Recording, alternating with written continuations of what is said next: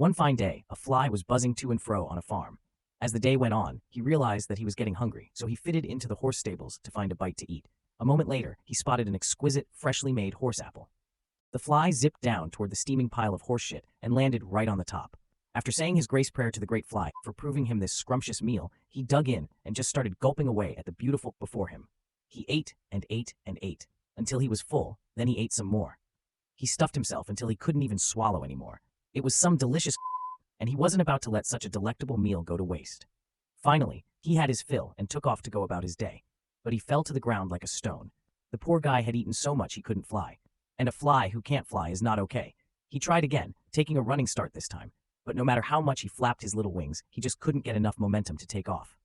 Irritated at the situation, he looked around and saw a bucket nearby. So, he dragged his overstuffed fly over to the bucket and struggled toward the top.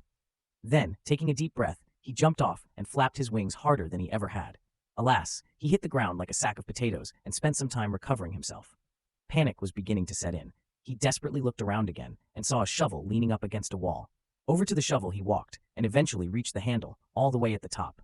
Taking another deep breath, he jumped and despite furious wing flapping, plunged to the ground, and his death. His carcass lay in a splattered pile of fly guts and horseshit. I think we can all learn an important lesson from our gluttonous fly's tragic story. Never fly off the handle when you know you're full of